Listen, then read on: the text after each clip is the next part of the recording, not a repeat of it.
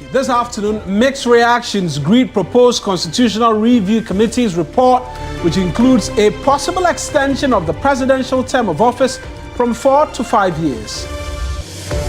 Also this afternoon, suspects in the wire fraud and romance scam, Abu Trika and 2 others finally charged with conspiracy to defraud by false pretense and conspiracy to commit money laundering.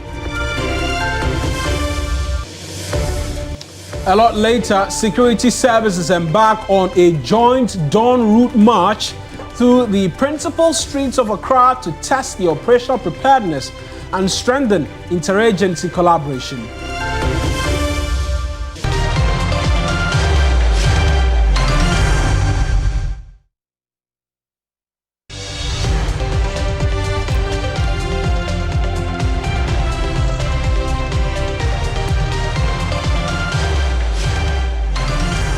It's News Central live on TV3. I'm Kemini Amano. And I am Mawena Egbeta. The bulletin starts right now.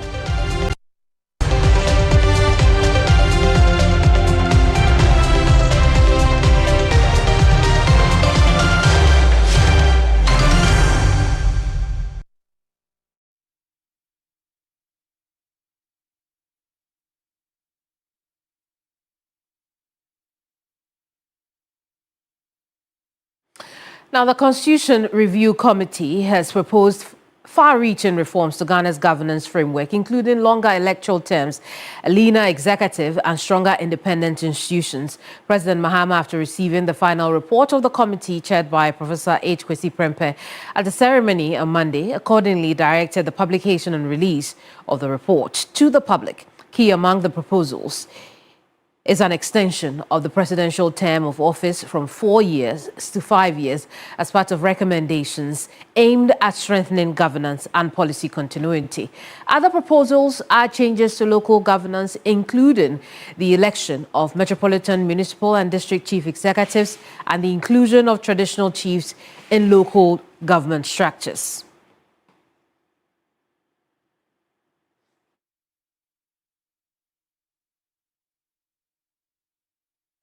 Let's go over those details on that presidential term now reduced. Well, the recommendation is to increase it from 4 years to 5 years, but there's a bit more as far as the recommendations on the executive office is concerned. We know that there's a reduction in the age, also a proposal to reduce it from 40 to 30 years. Remember that the constitutional requirement as of now is that you should be at least 40 years. The Constitution Review Committee is saying 30 years might be the best option now for the country. And on the subject of exemption of taxes, as far as the president's salary and benefits are concerned, they're asking that it should be changed. The president's salary and benefits should now be taxed. An independent body should be set up for emolument purposes. It also says that MPs can no longer be ministers, and capping the total number of ministers to at most 3 times the size of the cabinet. And as of now, the size of cabinet is about 19. That is what the Constitution proposes, not more than 19. And that will put the figure if you're going 3 times. So now the proposal is to maintain under 60 ministers at every point in time for this country. And that includes deputy ministers as well. And then also allow criminal proceedings within 4 years of leaving office for personal acts. Then there are also recommendations for the legislative arm and electoral effectiveness, a cap of 276 members, the current number in parliament, so to speak. Dual citizenship will no longer be a problem if the the CRC recommendations are adopted by this country.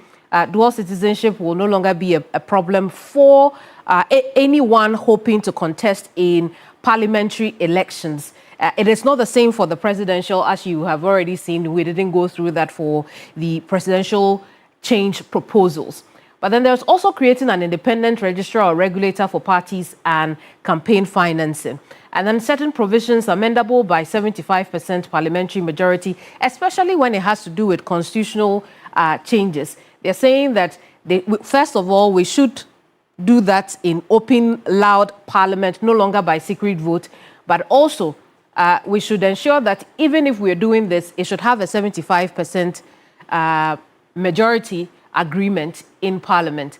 And then on the subject of an independent judiciary, there are issues like establishing an independent anti-corruption and ethics commission with prosecutorial power. If you look further at the document, it also brings in the issue of the Office of the Special Prosecutor and how corruption cases will now be taken from the Attorney General's office and then given to this independent anti-corruption and ethics commission, giving the OSP some form of independence.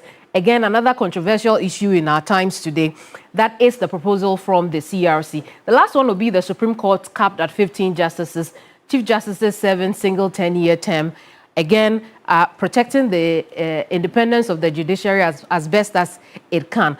But we'll move on this subject because there are a lot more to be done as far as this is concerned, because we can now speak to a governance expert with the Center for Democratic Development, Professor John Osai Kwapong. Prof, good afternoon. Thank you so much for your time here. What stood out to you, having looked over this document? Good afternoon to you as well. A number of things stood out. I quickly would just want to highlight about, I think, 3 of them because there are quite a number of proposals in there. One, I personally like the idea of truly decoupling executive power, from legislative. The recommendation that we stopped the practice of appointing majority of cabinet/ministers from Parliament. I believe it's a good recommendation. You allow your parliamentarians to focus on legislative work, and for me especially, for parliamentarians who are on the majority side, it gives them a greater sense of independence and freedom from political control by the executive as embodied in the president. So I like that clear separation, that clear institutional separation between that. It will be interesting to see how the political parties react to this recommendation.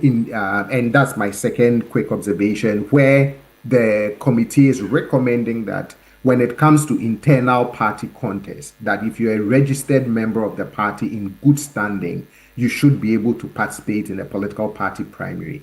For now, it is up to the political parties to write the rules around their primaries, and they've been using this delegate system, which I am not particularly a big fan of. I think you want to expand your electorate internally to ensure that anybody can participate. So it will be interesting to see how the parties react to that sort of recommendation. They've also made some, strong recommendations around Article 1466, That's the correct. removal process of the Chief Justice, and hopefully some of the mechanisms that they are building into the recommendation, if passed, would insulate the process from some of the political tensions, commentary, partisan fights that emerged as a result of the removal of former Chief Justice. But Prof, do you find that it deals with the controversies we have seen in the last few months this year, as far as Article 146 is concerned?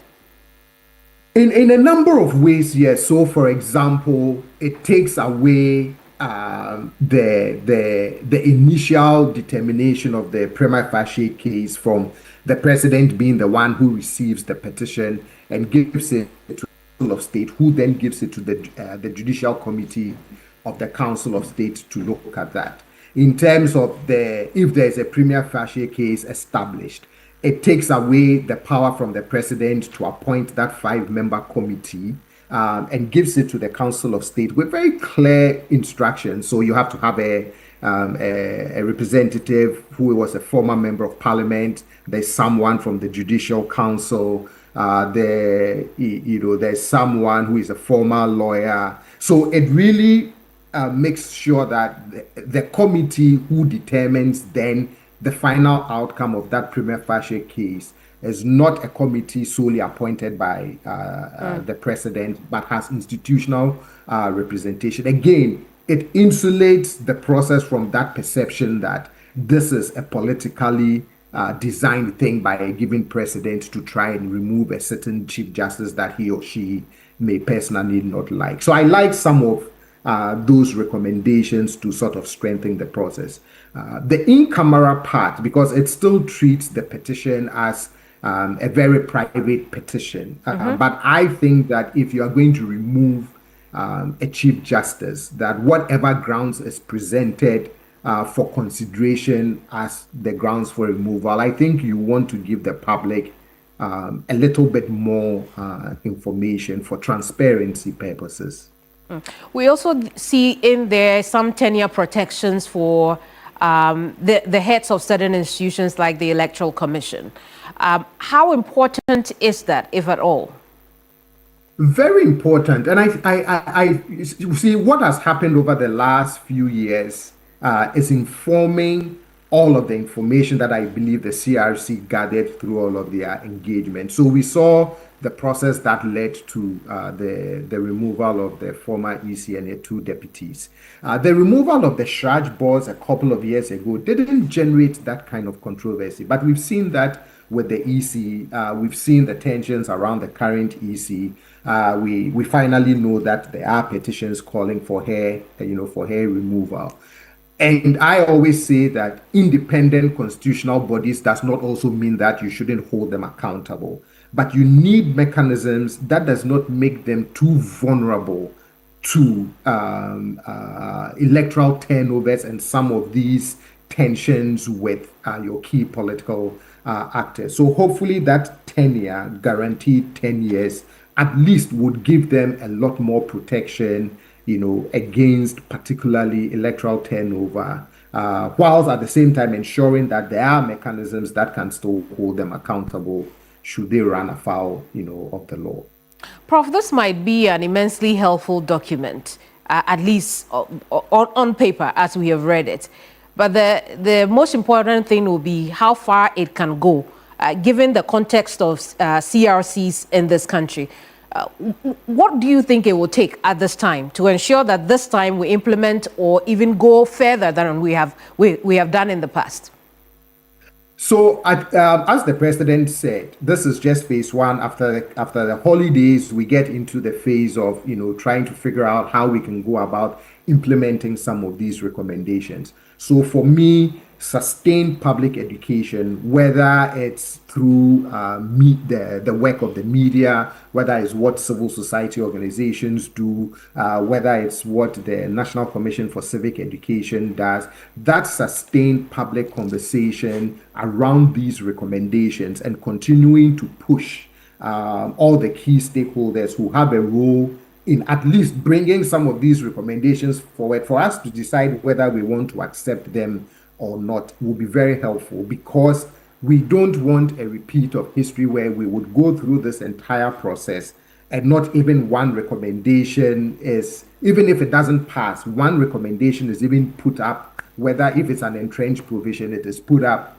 for a referendum, or if it's an ordinary provision, Parliament considers it. Otherwise, someday when another leader says, let's take a look at our constitution, all we will remember is all these other attempts that seem to have gone nowhere, and no one would want to invest time and energy into it again. So I think it behoves on all of us, media, CSOs, NCC, other key stakeholders, traditional rulers, all of that, to keep the attention on this and keep advocating that now let's move it to the next step and see what happens.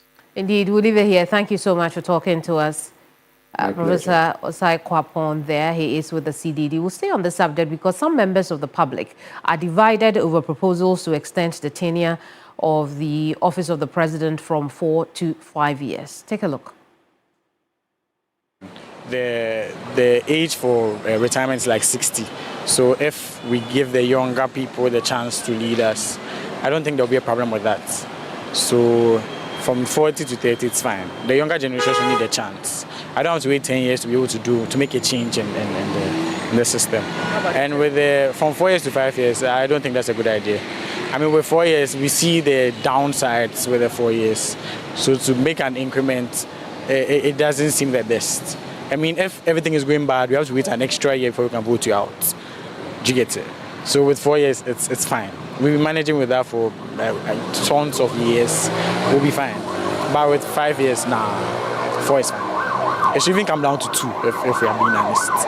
I think 4 years is okay because it depends. You have to check the performance of the president. If it is very poor, then we have to change him or her.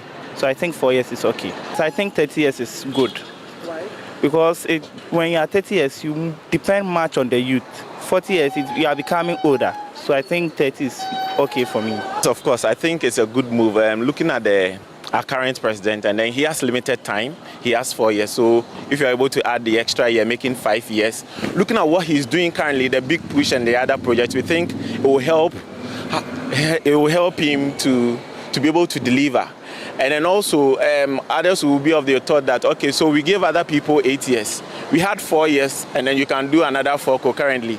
So 8 years, what happened in the 8 years? And we are going to do 5 years for whoever is going to come. How sure are we they are going to deliver? Because we gave some people 4 years, others did 8 years. 8 years, what happened? The other projects stalled, and different subsequent governments came. We didn't see anything happening. So what sense does it make? But in all, I think I support this move because it will give the current president more time to be able to deliver on his promises and the things we are seeing him do. In fact, the good things he's doing at the moment. How about the age limit from 40 to 30? 40 to 30, yes, I know it will give time or give opportunity to the younger generations, but 30, I doubt it's ideal. For me, I'll not agree to the age. The 30, I will not agree to it. Well, that debate is certainly on. And just by way of additional information, should these proposals go through, the current president doesn't stand to benefit in any way or form at all. But the chair of the Constitutional Review Committee, Professor H. Kwesi Prempeh, in an interview with my colleague Kemeni Amano, has revealed that there was a general consensus against any attempt to extend the presidential term limit beyond 2 years. 2 terms. The committee declined the invitation to propose more than 2 terms for the presidency. There's no demand for it. There's no demand for it? There's no demand. There have been talks about it. In fact, in all of our engagements, I think I remember no more than 2 or 3 places or 2 or 3 instances where somebody said, let's remove the term, and everybody was like, in the room, you know. And one, it's not a popular thing. Every survey we've had in Ghana says, no, people don't want it. And even within the parties, you know, it is not only constitutions that protect term limits. I think that one of the strongest protections of term limits in Ghana are the political parties. Because there's a long line. Charlie, they want you to go. So which party do you think will sit there for any one person to stay over 2 terms? They don't want to chop the job too. Even Rawlings, they made him leave, right? The parties are one of the biggest protectors of the 2-term limits. So there is no demand, either from the people or from the party or from the incumbent president. Right. So it was a very easy choice for us. But also, we also realized that it's not a demand question. We don't yield to public. Even if there was a demand, we would have said no. Because it has allowed our democracy to grow, because we have term limits. Assuming we didn't have term limits, since 1992, how many presidents do you think we would have had? Let's say there was no term limits provision. I mean, it's difficult to say more than 1 or 2. Absolutely. Right? Because when you have the opportunity to stay in forever, you will. You will. That's Professor H. Kwesi Prempeh, and most certainly we'll continue this conversation on other platforms. But socialite Emmanuel Kojo Obeng, known popularly as Abutrika, has appeared before a Gbese district court and has been formally charged with conspiracy to defraud by false pretense and conspiracy to commit money laundering. The charges follows his arrest nearly 2 weeks ago, an incident which sparked nationwide conversation about fraud and romance scam. Now, the investigations led by a number of government agencies, including the Bureau of National Investigations, Narcotics Control Commission, Cybersecurity Authority, among others, followed what we understand was months of investigation. A wanted man by the Federal Bureau of Investigations, FBI, as well in the USA, Abutrika is expected to be extradited to the US to face charges of romance scam and wire fraud, amongst others. Lord Eduasare is in court for us. Let's get details from him right now. Lord, what can you tell us in terms of proceedings from the court this afternoon? Right, Marina. So on the charge sheet for the three accused, Abutrika, like you mentioned, there's another Lord Ishen, and then Adu, Bernard Adu.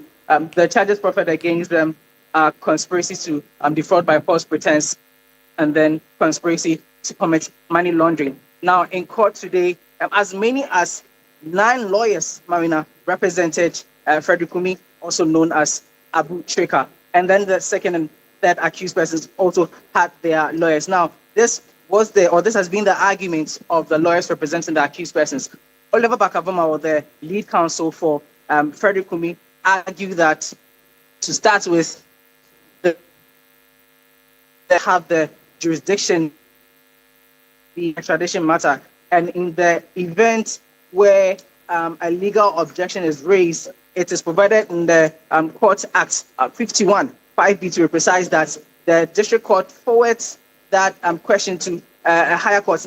When it comes to criminal matters, it should be forwarded to a circuit court. And so they were objecting to that proceedings. But Marina, before the case began, one of the operatives who escorted the accused persons to the court had his whole face covered. And so the lawyer for the second accused person indicated to the court that it's a case that the person who escorted his client to the courtroom is covered, and so they can't even identify the person. And so he was praying for orders from the courts for him to either be removed from the courts, or he makes his identity made known or available to the court. Now, after deliberations, the court eventually ordered the masked individual to get out of the court, although the assistant state attorney representing the prosecution indicated that the masked individual is an undercover operative and is still undergoing that undercover investigation, and that was the reason why his face has been covered. But after the objections and then the deliberations and arguments raised by the defense lawyers, he was ousted from the court, and then the proceedings continued. And so, as it stands now, the lawyers are arguing that the district court here at Bese does not have the jurisdiction to hear that extradition case against Frederick Kumi, Lord, and then Bernard Adu. These are the 3 accused persons that the case has been proffered against the Marina. And so, as I speak to you, the case has been stood down because the presiding judge in the matter wants to go through the various arguments, and then when she make pronouncements on what has transpired so far. And so that is what we're waiting to see how things So right now, we're Marina. awaiting the presiding judge's verdict as to whether or not there is jurisdiction for her to consider the application before her in the matter of extraditing Abutrika and the 2 other accused persons.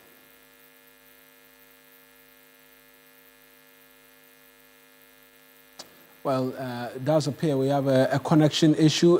Lord, I was asking if that's all we're waiting for, because I see there's quite the crowd which has gathered there as well. Talk to us about that and the heightened police presence we're seeing at the Bese District Court as well.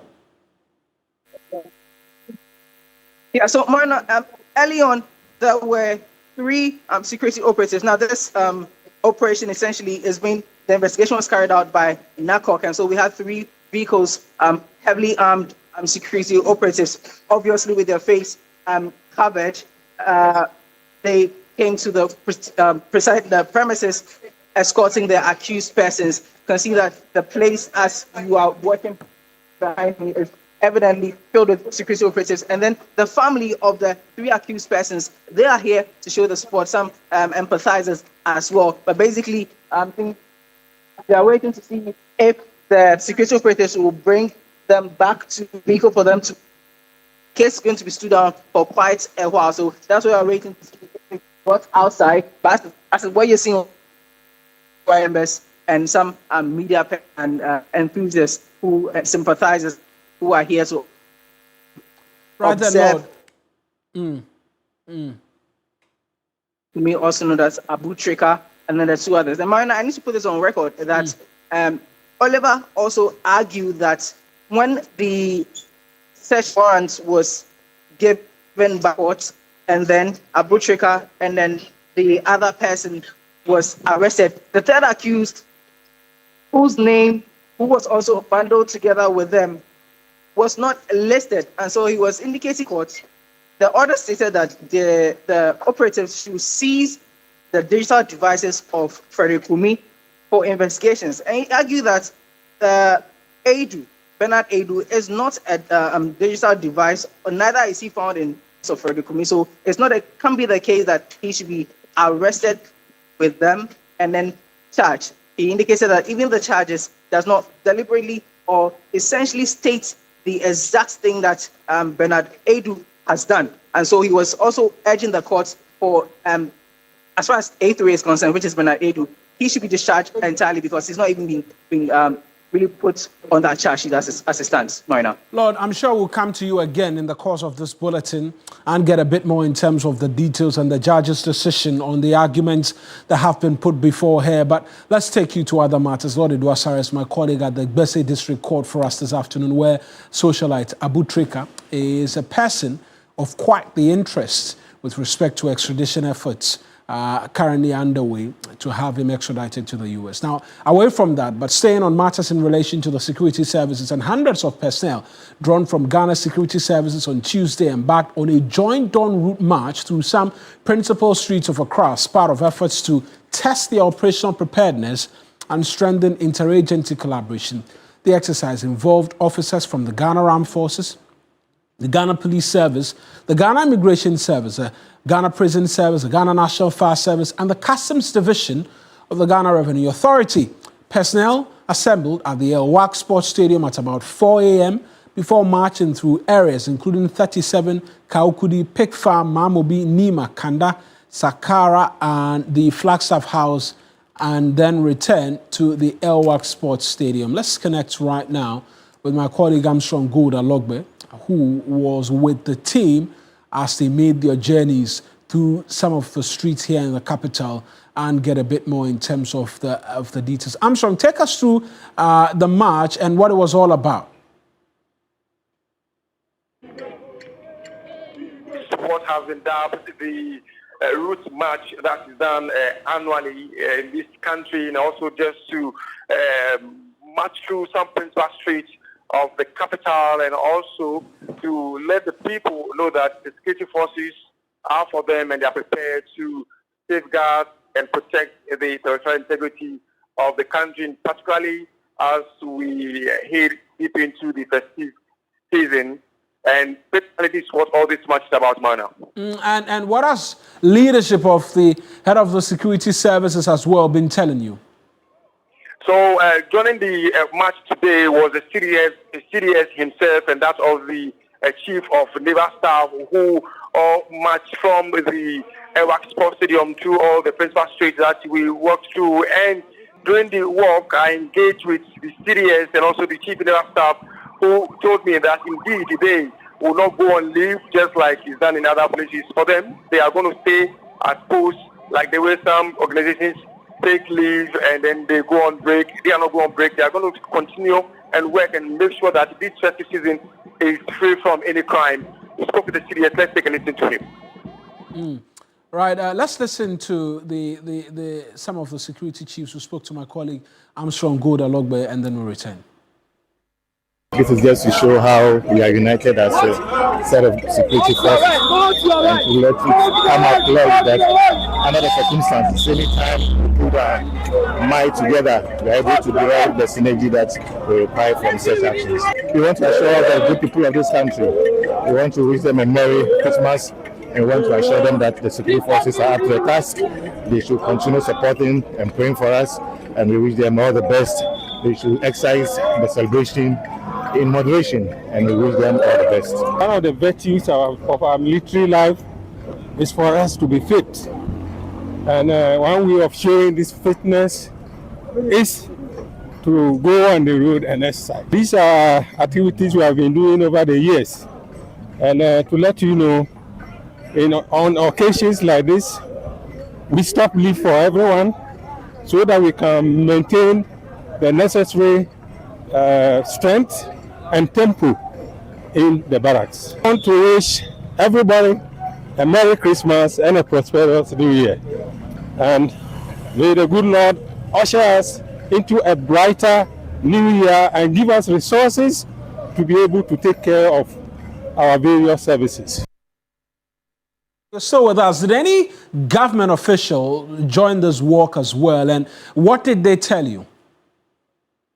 We have joining us the acting Defense Minister at Forcing, and also that of the Interior Minister, Honorable Muntaka Mubarak, all coming to speak with the personnel and encouraging them that next year is going to be very good, looking at some of the challenges that security services face this year. Next year, their salary, their accommodation, or all other things that they need is going to be added for them to ensure that they are also well taken care of. Let's take a listen to both the acting Defense Minister and that of the Interior Minister. Right. This route march is far more than a fiscal activity.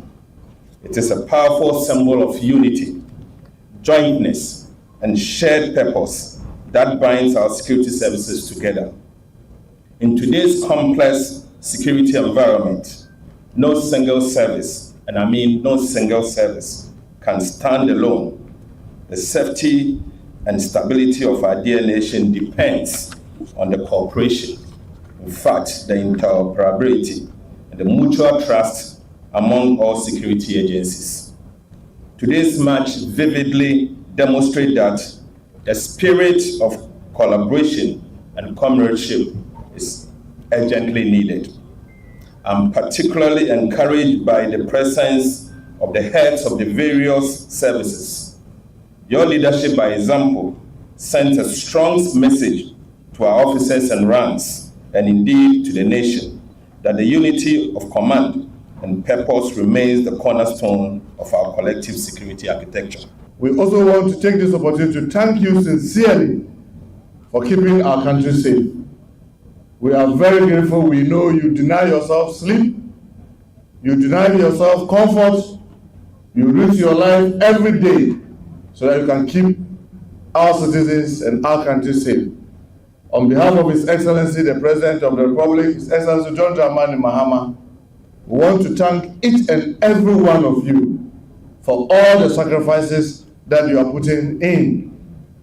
Sometimes denying your immediate family the comfort of seeing you, denying yourself good sleep, doing all you can so that our public will feel safer and our country remains safe. Well, that's the Interior Minister, Muntaka Mubarak, as well. Earlier, my colleague Joseph Armstrong Gould-Alogbe with us. So we'll stay on security matters, Kamini? Absolutely, because in a significant move to bolster regional security, the Interior Minister Muntaka Mohammed Mubarak has officially unveiled the National Signals Bureau Command in Sunyang. This initiative aims to enhance security operations across the Bono region, aligning with Ghana's national security framework. During the unveiling, the Interior Minister Muntaka Mohammed Mubarak issued a stern warning to those engaging in malicious activities, urging them to desist from their ways or they will be hunted down. Let me assure the citizens of Bono, we are not here to spy on you. We are here to protect you. We need to know what is happening in your community. We need to know what is happening on the streets. We need to know how people are planning evil against you, and ours is to stop them.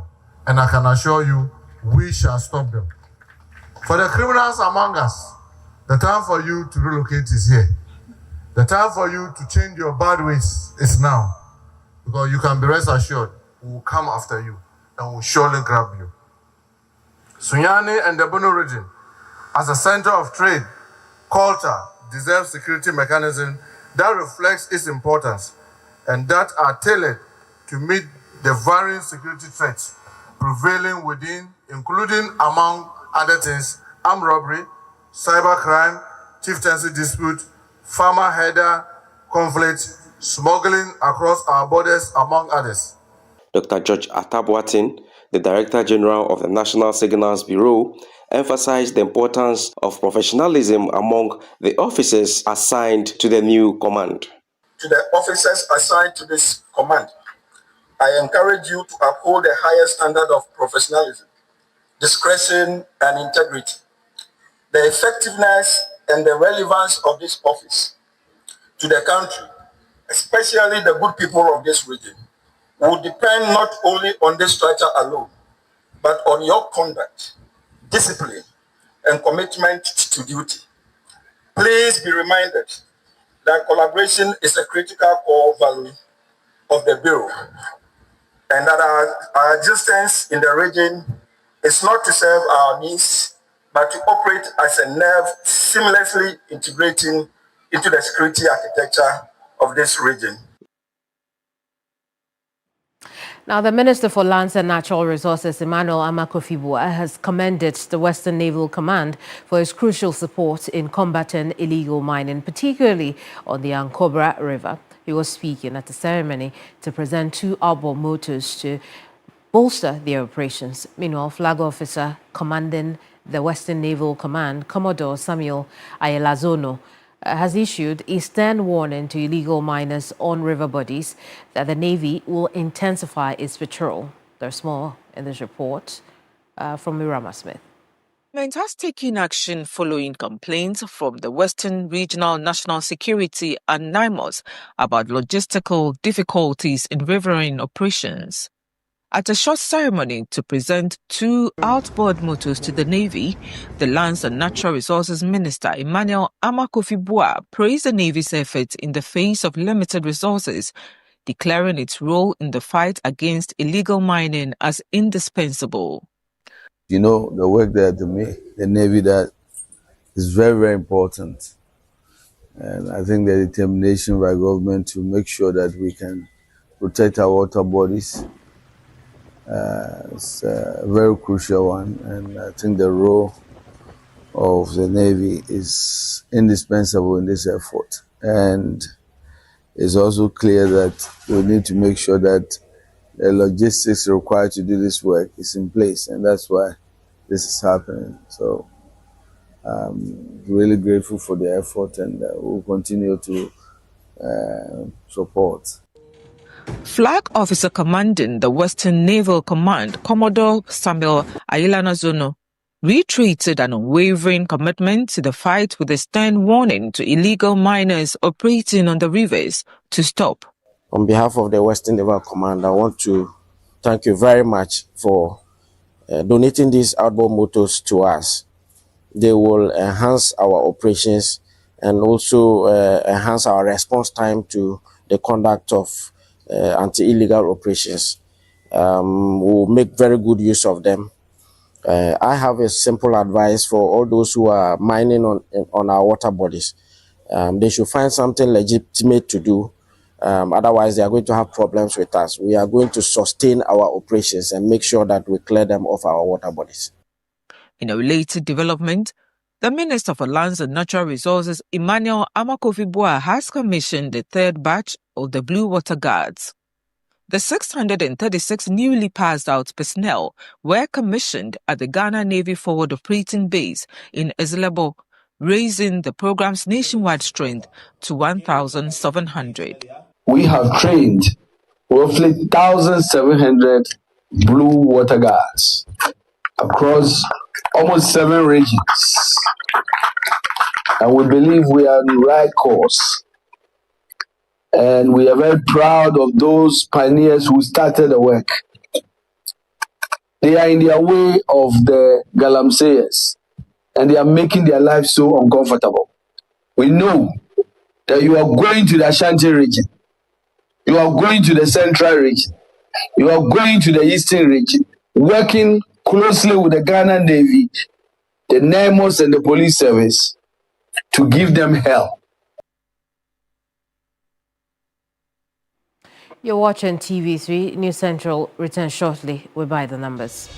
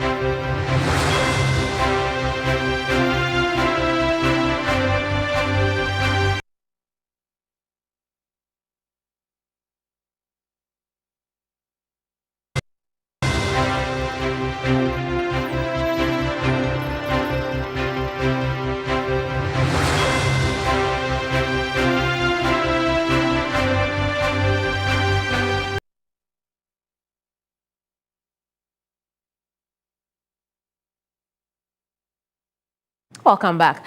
Now, 2025 began with Ghana's economy on the brink. The cedi was in free fall, prices were climbing by the day, and confidence in the economy had all but collapsed.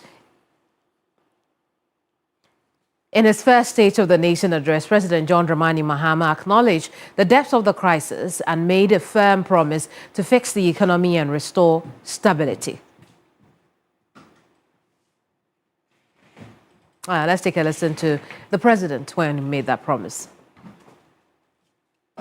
Today, inspired by the Almighty God and propelled by the massive mandate given to me by the good people of Ghana, I am moved to make a similar purposeful and bold declaration that I, John Dramani Mahama,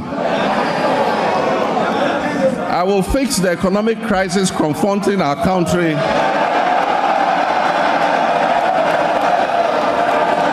and reset it on a path of growth and prosperity.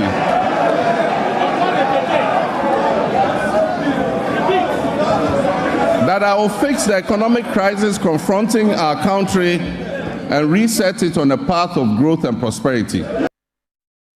Months after that, the picture appears to have changed. The currency is stable, inflation has eased, and government insists the worst of the crisis is now behind us. But how exactly did this happen, this turnaround? How did it happen? What decisions were taken first, and at what cost? That's where we're going now. To the board for a forensic look at how the government moved to stop the exchange rate crisis as a priority, how that single decision reshaped inflation, debt, and growth, as well as whether the stability, Ghanaians are seeing that in their own personal lives. Maureen Egbeta has all the numbers. What are we looking at? So quite a story to tell, looking at that promise which was made by the president then and what the current outlook is like. And we're going to go straight to the board and begin to have a look at what the pre-2025 outlook looked like, particularly for the late parts of 2024. We saw inflation at 23.8%, and it's worthy of note that it needs to be mentioned that it had seen a decline at a particular trajectory for quite some time, inflation. The dollar rate stood at 16.47, debt to GDP at 65.2%, considering that we were in the process of renegotiating some of our debts. And then our reserves stood at some 9.1 billion US dollars. Since the government came and the president made that promise, what's been the outlook and what's been the plan?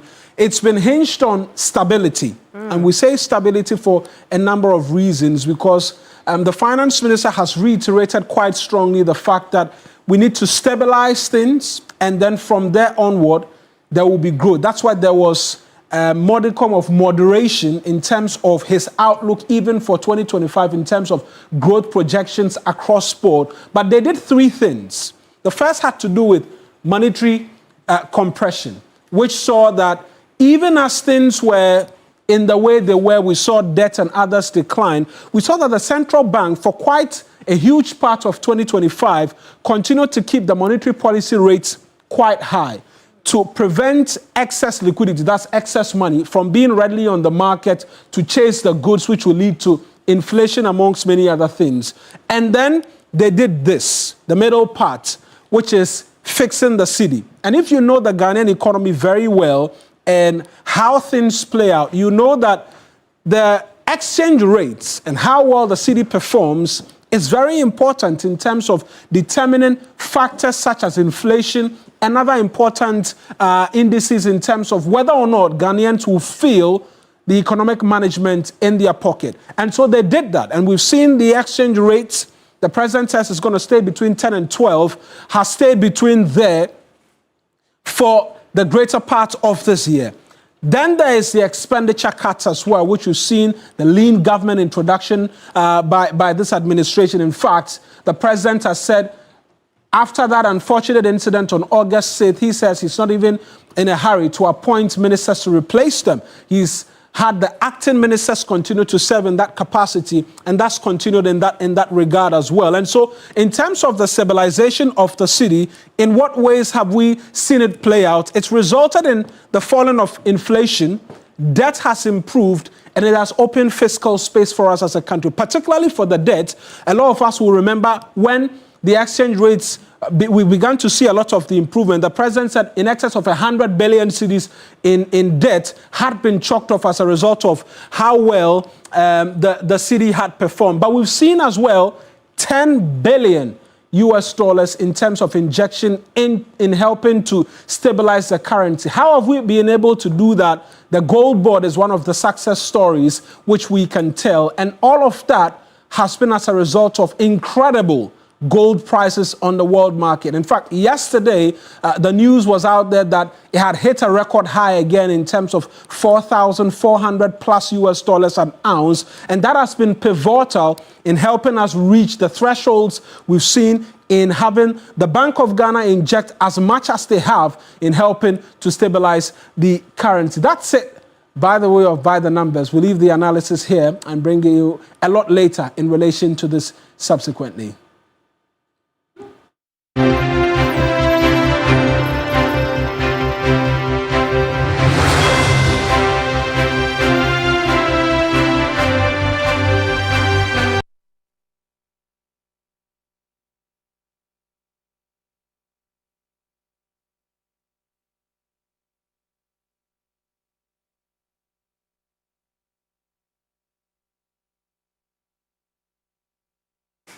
Now, let's talk about party this December, because it's Dirty December. The 3FM All-White Party Beach Edition is happening on December 28, 2025 at the Labadi Beach Hotel in Accra. The event promises an unforgettable night with performances by Stonebwoy, Kofi Kinata, and other surprise artists.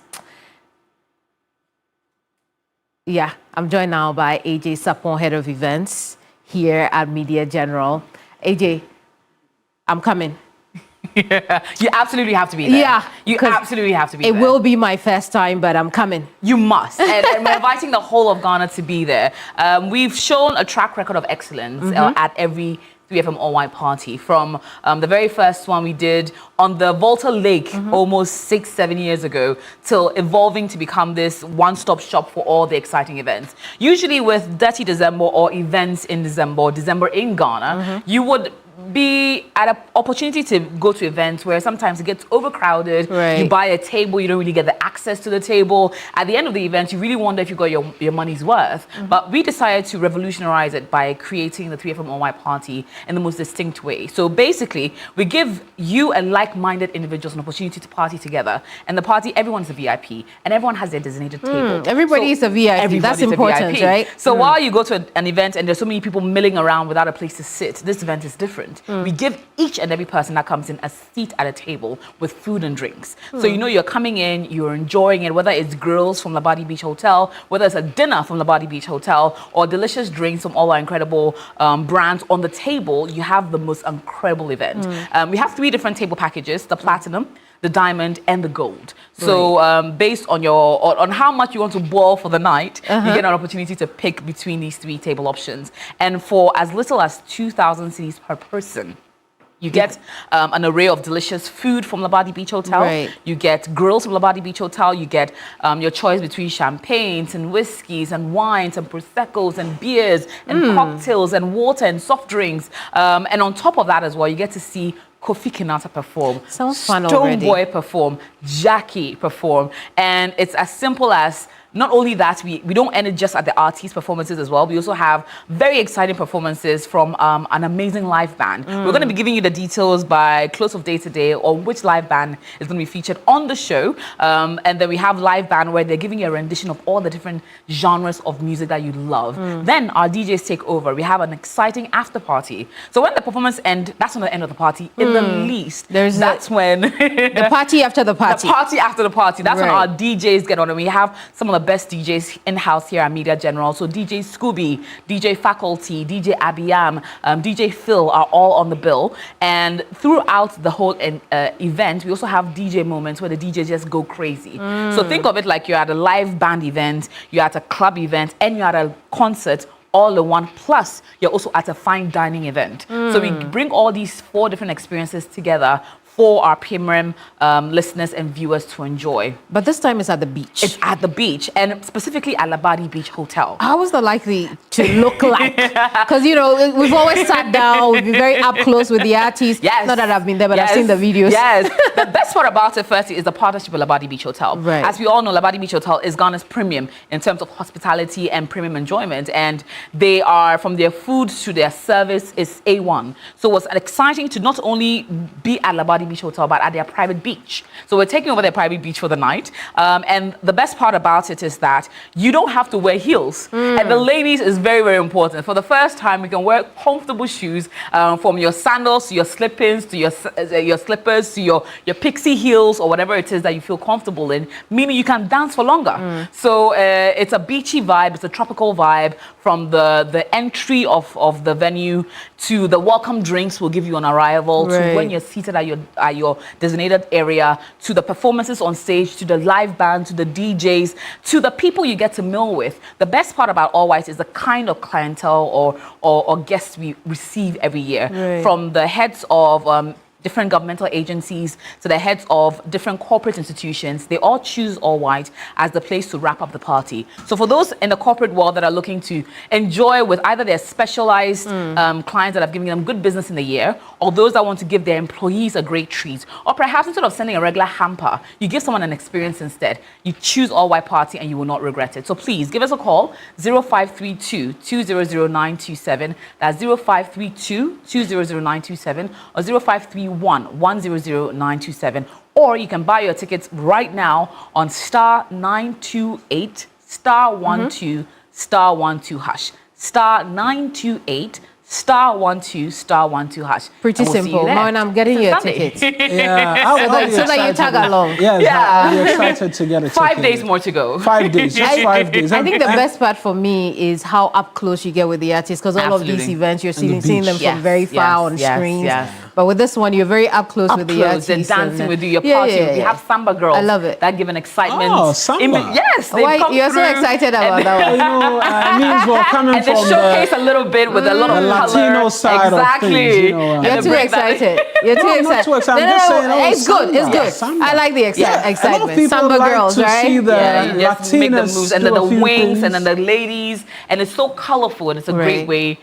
Between the contrast of the white, to see a pop of color in there is beautiful. What's the short code for the tickets again? Star 928 star 12 star 12 hash. That's star 928 star 12 hash, and you can buy yourself either a seat or a whole table. Yeah, so it's platinum, diamond, and gold. Yes. Look, get a table and invite me. Exactly. And then invite Marina as well. Exactly. When we finish, we'll do New Central for you. That's all. Absolutely. But thank you so much. Thank you so much for having us. I mean, that's our bulletin for you as well this afternoon. I am Marina Egbeta. And I am Kemeni Amano. AJ, you have to say your name. And my name is AJ. Bye-bye.